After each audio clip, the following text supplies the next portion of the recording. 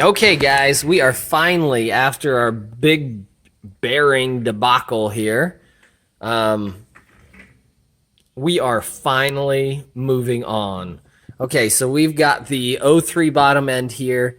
We've been cataloging everything as we go through, and what we've done now is we are on to the Plasti gauge and the rod bearing assembly.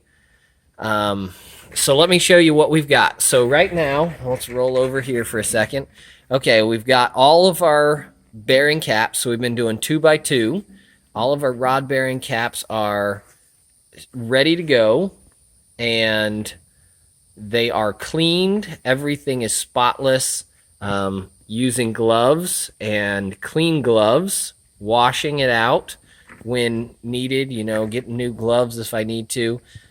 These guys also needed a set of rod bolts.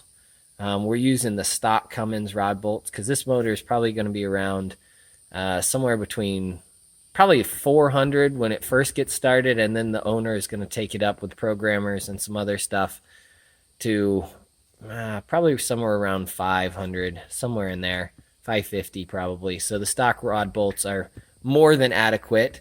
So we've cleaned everything, and if we roll back over here, I have cleaned the bearing surfaces down here and the rods, especially not touching anything on the back side, because we want to make sure those surfaces are super clean.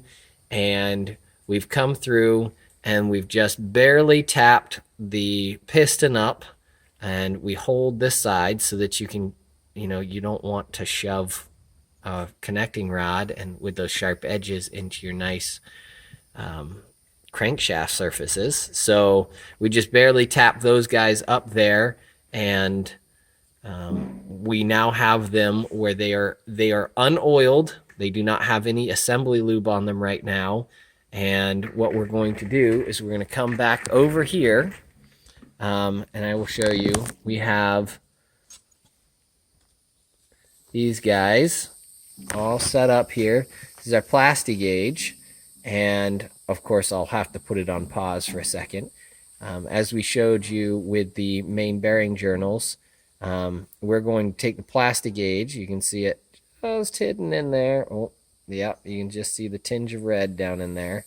So we're going to go ahead and take those apart.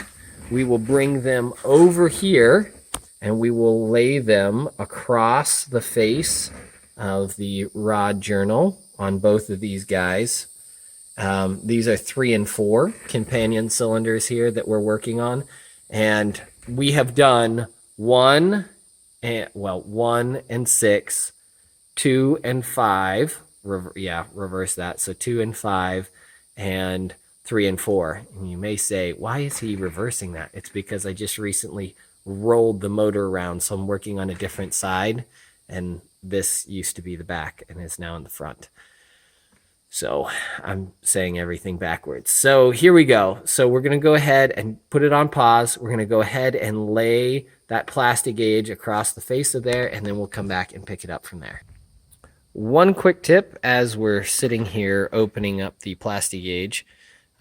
So what I've done, just because for the sake of time, and it uses up a little bit extra Plasti gauge than you would otherwise use, but what I've done is when I'm cutting the Plasti gauge, I take my pair of scissors, I basically lay the Plasti gauge across the top of the cap, and then I cut it. There's a little bit extra in there that you won't use, but guess what? It makes it so much faster. Okay, so now we're back over here, and we're going to take that on, and this motor is at a little bit of an angle, so it doesn't seem probably like I'm putting that in a great spot, but that actually, for the angle that we're at, is pretty right on. Okay, all right, so we've got that one, and we're going to come back over here. We've got our next little chunk of Plasti gauge. And again, this is the same size Plasti gauge that we were using on our main bearings. Different clearance, but same, we're using the same Plasti gauge. Okay, so now what we're going to do, oh, and by the way, we'll mention this again when we're checking it. The clearance is supposed to be 3.5 thousandths. So 0.0035 thousandths is the oil gap on these guys. And so far, they've spec'd right across the board. And I don't want to get in any copyright infringement or trademark infringement, but I love what Gorin says. They say, we test, not guess. And that's very applicable. Why guess and hope that your the oil gap is correct on your rods and mains or on anything else when you can just take some extra time and go ahead and do it right. All right, so back over here to our little makeshift table. And what we've got going on now is we have previously cleaned all of these little surfaces.